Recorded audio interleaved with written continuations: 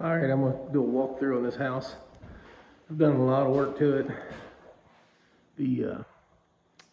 My camera's not that great, it's an iPhone, but we've done a lot to it since we got it. It was pretty rough. I've replaced a lot of trim and done a lot of drywall work and tore out a bunch of old paneling and stuff and done a little wiring. Now the house originally, whenever they done it back in the 90s, they'd opened this up. That's an addition on the back. They opened it all the way up to the ceiling. You can see up there where I had to put a header in. I had to put a beam through there. And when you open a house up like that, all your exterior walls, you can just bank on them being, supporting walls. And you can't just go up like that and take that flush to the ceiling. It had settled to the point where it was showing signs in the roof, and the roof was leaking. We had to, it had to be completely replaced. This all had to be jacked up and squared back up. But it's just one of them things, when you're doing stuff yourself, homeowners, and they're coming into a house and trying to work on something, well, they'll do things they don't think about unless you get somebody to engineer it or ask questions. But we fixed that. But like I said, it had a pretty nice little master bedroom in it. And but they originally made a closet in here. It was about half the size of this. You can tell kind of on the floor how big the closet is. They made about half the size. It wasn't big enough to hardly hang clothes in. And then they didn't have a master bathroom. They just had one old bathroom in this house. And we took and put in some recessed lighting in here when we done it. Set it up. It ain't a great big bathroom, but it'll be nice. And there was enough room in this kitchen. I'll show you something. You can see where that door was. That's where the wall was. And the master closet, well, there was that little piece there on that side. We pulled the wall back into the kitchen a little bit. Didn't hurt this kitchen at all. It's a big old kitchen. I was able to get a master closet and a nice sized pantry out of it. And then also was able to put a door up into the mother-in-law suite. That part of my scaffolding still set up in there where I've been working on that hallway.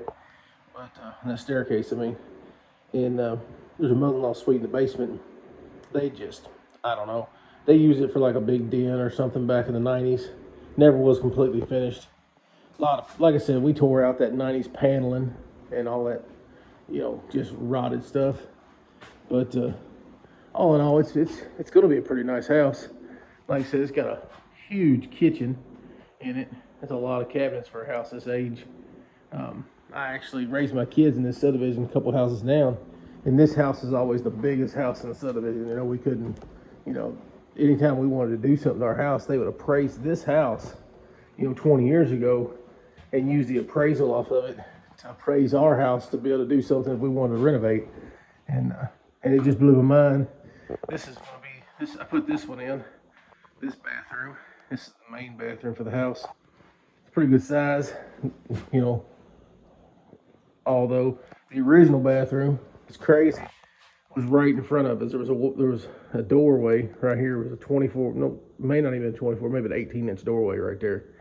And you can see how wide that wall is. It ain't 6 feet, and it had a bathroom in there that didn't even have shower or nothing in there. That's what was in the house. So, back in the 50s when they built this old house, that's how they did them. Wasn't a big deal. Like I said, and then I showed a short video the other day about this paint. And this is that Valspar 4000 paint. You can really tell it now in the daylight. At the time it was dark when I got done painting it. And that was the first coat. Now I put 2 coats of that paint on here.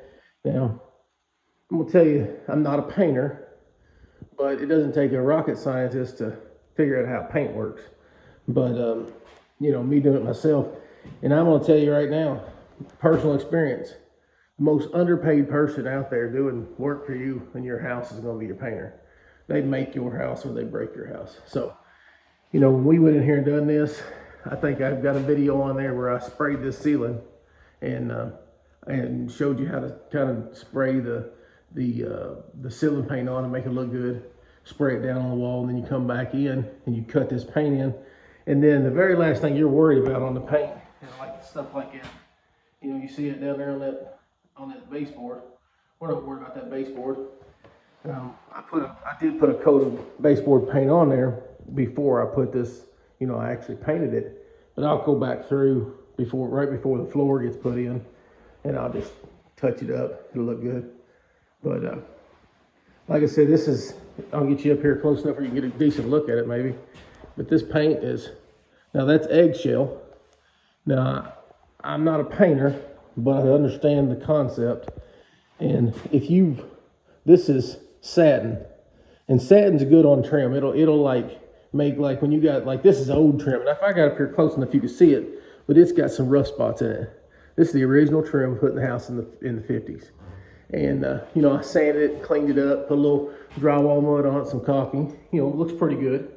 Nothing wrong with it. Wasn't like it was all in bad shape. It's just rough. And this is new trim.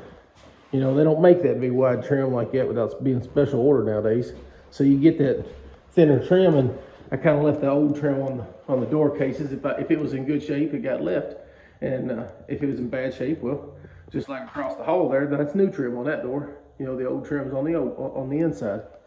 Try to make it uniform, But anyways, put satin on all my jambs, my windows, and then I put eggshell.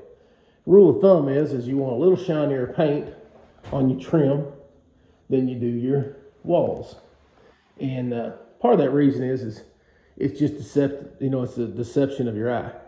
And then on top of that, you got to think when you're doing a house and you're doing painting or whatever, you want to make sure that you think about what this house will be used for. Now, this is a bedroom. It'll get some traffic in it, but now I'm selling this house and I want the drywall to look the best. And when you're selling a house, eggshell or a flat will make imperfections disappear. So whereas this may have a little bit of a wave to it in a place, or I've had to do some patching, some patchwork on it, and I'm not the best drywaller, and you can take an eggshell or flat paint it, and it'll just disappear. You won't hardly see it. You have to really have some light on it to see it.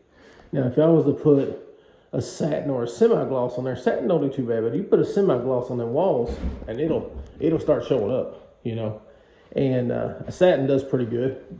But now you got to think now, if you're doing your own home, if it's a high traffic area, and that means you're going to get some kids running around, fingers all over everything. Now, you don't want to do eggshell on your walls. You want to do satin. It's washable.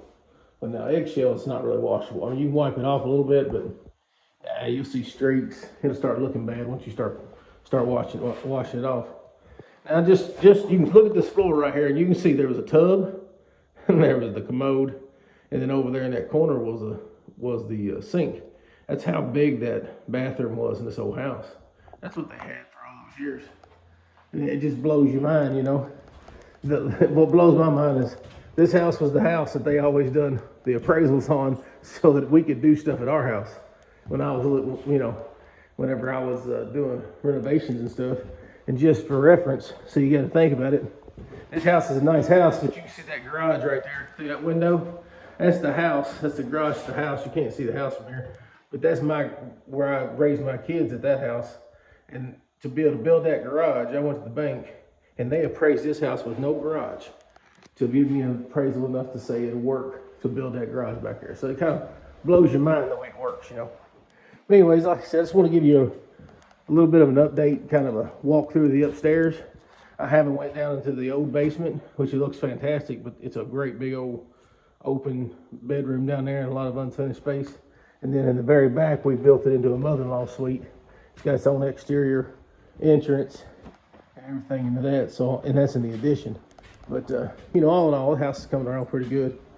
And once I get some more color on it, I'll put a picture or another video in so that you can see the color in some of these other rooms.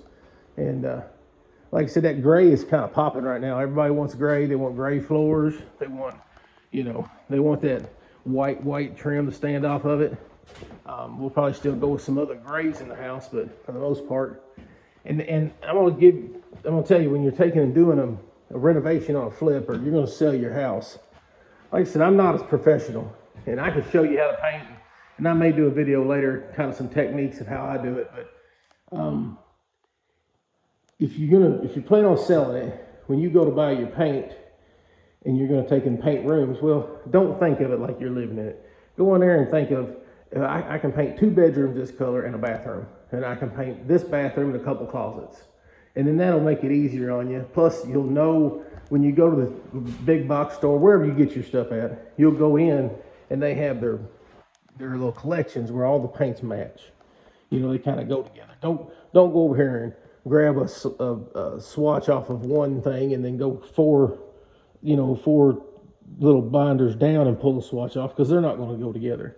So whenever we get done painting this, all these paints kind of came off the same place in the Lowe's store, and it'll take and make it where it's just as, you know, it'll be pretty smooth. It'll look good. You know, they'll go together.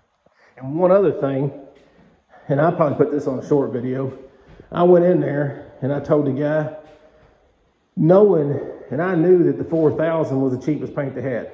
I walked in there, told him, I said, I need 5 gallons of Repose Gray. Now that's the Joanna Gaines color.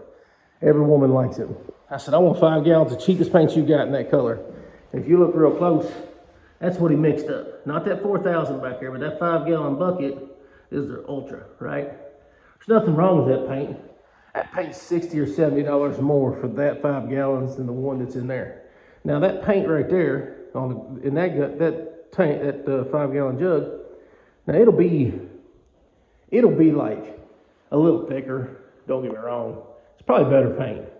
But when you're painting and you're trying to go up to the ceiling with a brush and you've never done it, that thick paint will get you in trouble, because it'll ride those bristles right up over top of that edge. A thinner paint, you get right up to the edge with it. If you've never painted and you're gonna try to brush it in with no tape and not do any taping or anything, definitely buy that 4000. I can't complain. And just like on this trail and stuff, you can see my line in there. That's brushed in. There's some tape kind of showing through there. Need sand on that before I can do the next coat. You can see my line in there. There's nothing wrong with that. That thin paint will lay in there. Now, if you see real close here, you can see how it leaves a little, second coat, that'll go away. You never see that. But like I said, everybody does it different. But you can watch anybody's videos on how to do that without using tape, and make it look good. So, like I said, all in all, I highly recommend that 4000.